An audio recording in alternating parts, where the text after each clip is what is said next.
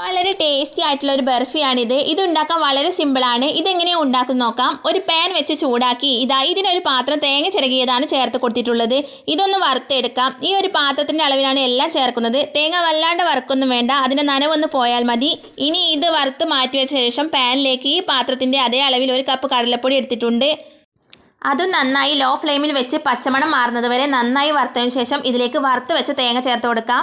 എന്നിട്ട് നന്നായിട്ട് മിക്സ് ചെയ്ത് കൊടുക്കാം കേട്ടോ. ഇനി ഇതിലേക്ക് ആവശ്യമായിട്ടുള്ളത് കാഷ്യൂനട്ടാണ്. ആ ഒരു കപ്പിൽ തന്നെ 1 കപ്പ് കാഷ്യൂനട്ടും കൂടി എടുത്തിട്ട് മിക്സിയിൽ പൾസ് മോഡിൽ ഒന്ന് പൊടിച്ച് ഇതിലേക്ക് ചേർത്ത് നന്നായി യോജിപ്പിച്ചെടുക്കാം. പിന്നെ ഇതിലേക്ക് ആവശ്യമായിട്ടുള്ളത് സെയിം കപ്പിൽ തന്നെ 1 കപ്പ് നെയ്യാണ്.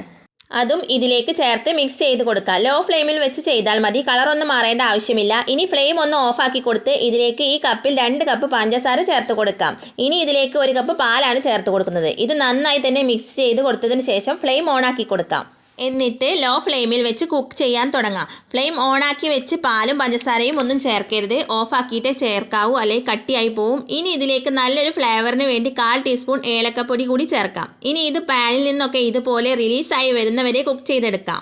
ഈ പരുവമായതിന് ശേഷം ഇനി ഇത് ഒരു നെയ്യ് തടവി വെച്ചിരിക്കുന്ന പാത്രത്തിലേക്ക് ഒഴിച്ചു കൊടുക്കാം. ഇനി ഇത് ചൂടൊന്ന് അല്പം ആറിയതിന് ശേഷം മുറിച്ചെടുക്കാം. വളരെ സിമ്പിളായിട്ടുള്ള ഒരു ബർഫിയാണിത്. വളരെ സ്വീറ്റിയും ടേസ്റ്റിയും സിമ്പിളും ആണ് ഇത്. എല്ലാവരും ട്രൈ ചെയ്ത് നോക്കണം, ഫീഡ്ബാക്ക് അറിയിക്കണം.